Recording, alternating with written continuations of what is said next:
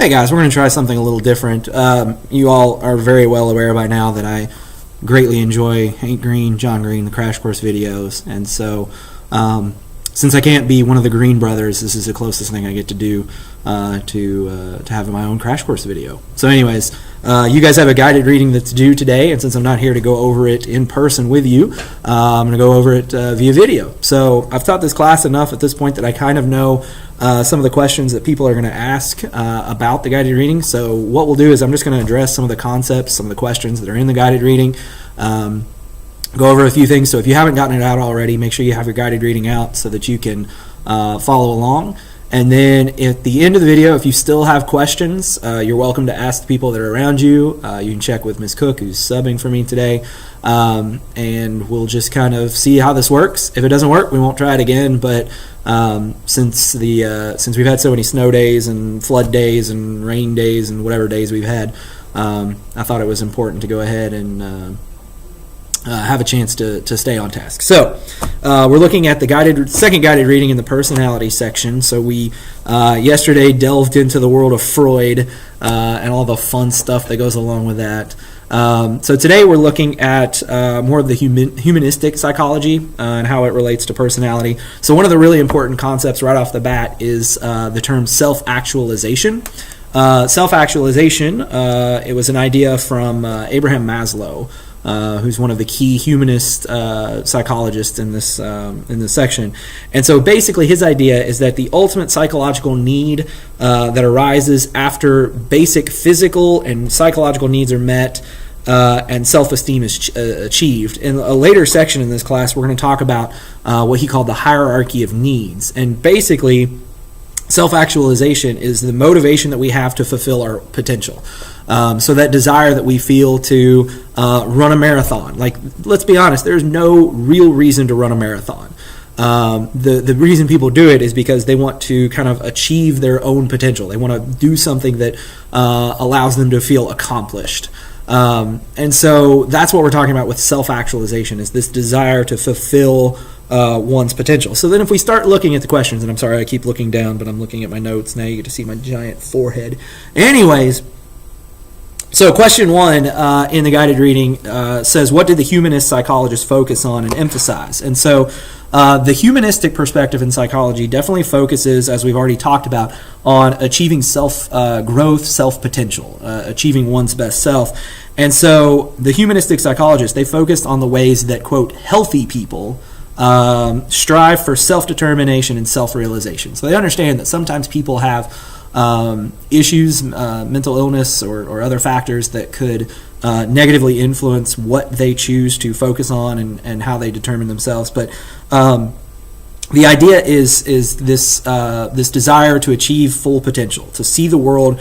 And again, this is something that the psychologists themselves will focus on, is seeing the world through the person's eyes and not their own eyes, trying to understand how the client views things. Because if you remember when we talked about the humanistic therapies in the disorders and treatment section, we talked about client-centered therapy, active listening, really putting an emphasis on the client and not on the psychologists themselves. So that's certainly one of the big concepts there.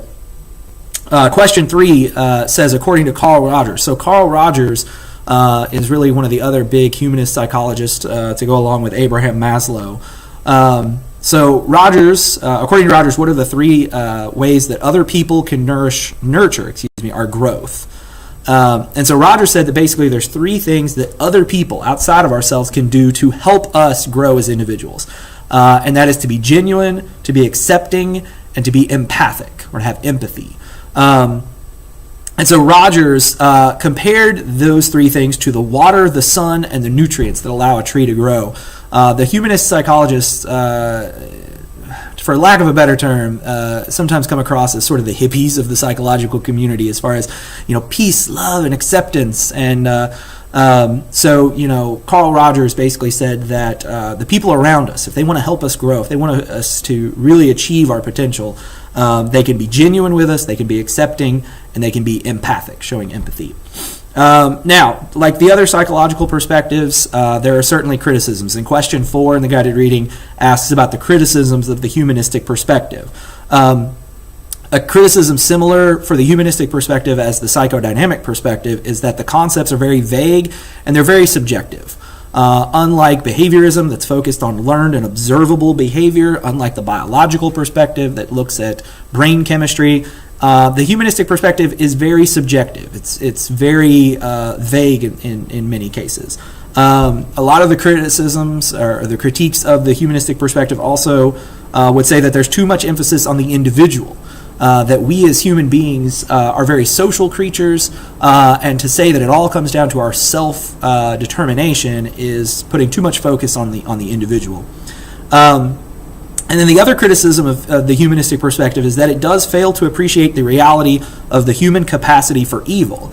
The humanistic perspective says we can all achieve our self-potential, we can all grow and be the best version of ourselves we can be, but if that's the case, how do you explain the Holocaust? How do you explain genocide? The fact is that there is a human capacity for evil that we have seen historically time and time again, and the humanistic perspective doesn't really provide a really good way to account for that. So, moving on, question number 5 asks about the psychologist Gordon Allport, another one of the humanistic psychologists, and how he would define personality. We've looked at different ways in which you can define personality, and what made Allport different is that he believed personality could be defined in terms of fundamental traits. That basically every person has certain behavior patterns, certain characteristics of themselves. And if you examine those characteristics, you can come up with a pretty good measurement of that person's personality. So as opposed to using self-reported results, like for example, you guys in a little bit are going to take a personality test called the Myers-Briggs test, and that's going to rely on your answers to those questions. Whereas Gordon Allport said, rather than asking people to explain themselves, you can observe and look at the traits that certain people have, and then be able to determine their personality from that. So then, if you think about traits, this takes us to question 6, where it says, how is the trait perspective like the periodic table of elements? The trait perspective basically says that you can classify people based off of certain traits. So if a person is very energetic, they're constantly happy, then you would say that they have a bubbly personality, or they have an eccentric personality, or whatever.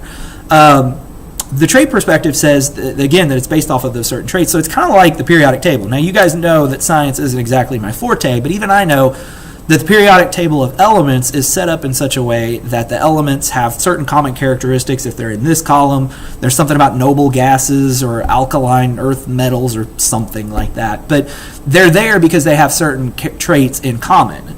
And so the trait perspective basically works the same way. We classify people based off of certain traits. So one of the things that we're going to look at in this section as well is, or actually I think maybe it's a little bit later, is the idea of introvertedness versus extrovertedness. And so we're going to talk a little bit later about what those terms actually mean. But question 7 says, according to brain scans, why are extroverted people extroverted? So people who love being around other people, they gain energy from being in crowds and situations where they're around other people. It turns out that brain scans of people who would sort of self-identify or even have been tested and would be defined as an extroverted person, they essentially, their frontal lobe, the minimal sort of normal brain arousal is relatively low in those people. So basically what they're saying here is that it takes extra arousal of the brain to get extroverted people to be sort of mentally aroused.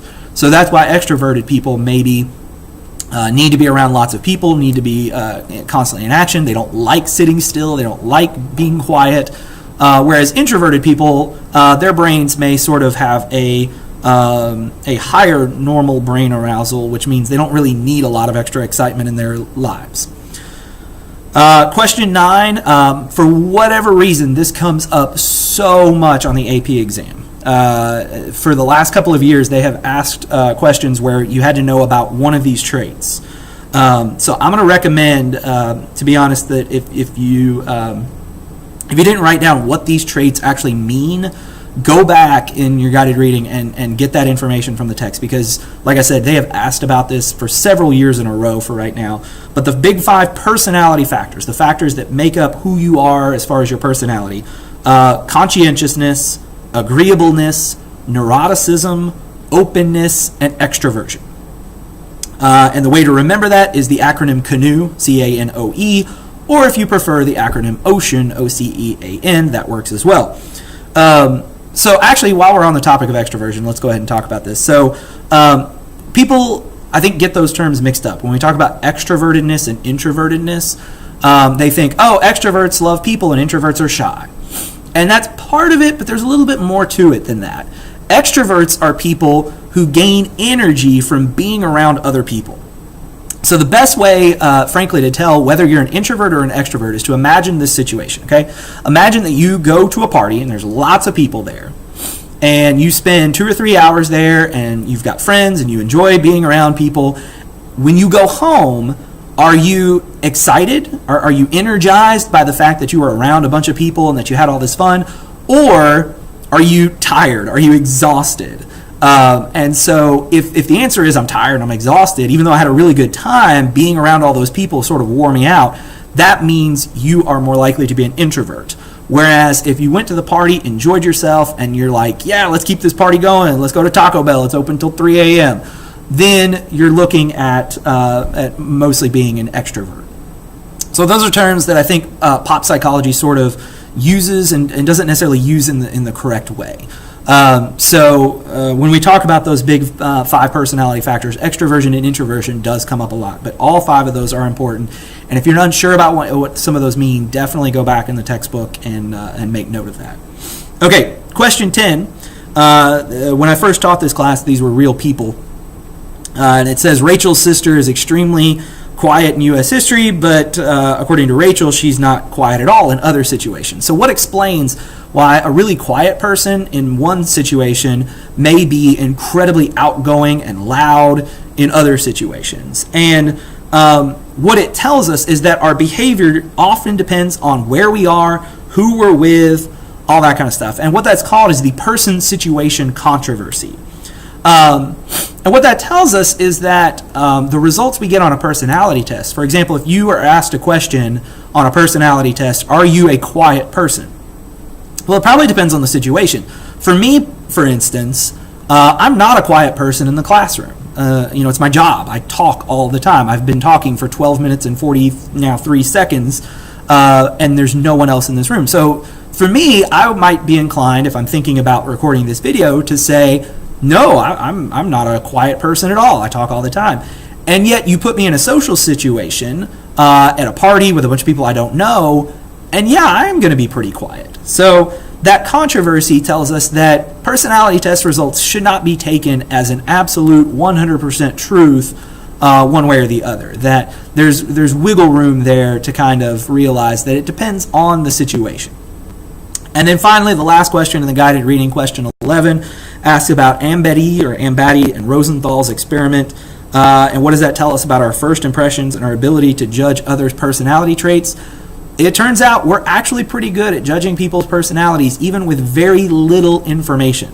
There have been studies done where they will take teachers, like myself, and record them, like this, and give students who have never had the teacher before a 5-second clip. And based on that 5-second clip, they ask the student, the person watching the video, to rate that teacher on things like how nice they are, how intelligent they are, other factors. And it turns out that those first impressions are surprisingly accurate. And so again, what that tells us is that you can figure out a lot about a person's personality and who they are and how they behave in a very short amount of time. So if you want to try that out, take 5 seconds of this video clip, show it to somebody who's never had me before in class, and see if they say that I am an intelligent, awesome, and good-looking person. And then you'll know whether they got that right or not. So anyways, so at this point, I think we've covered most of what's in the guided reading. So if you have any questions, feel free to ask those around you or check with Miss Cook. So once you're done with the guided reading quiz, you're going to go online and take a personality test called the Myers-Briggs test. If you have any questions about it, we'll talk about it more tomorrow. So hopefully this worked out for you guys. Hopefully it wasn't too awkward just, listening to me sit here at my desk and talk at you for 15 minutes. But if you have any questions or anything, feel free to email me. Otherwise, I will see you guys tomorrow.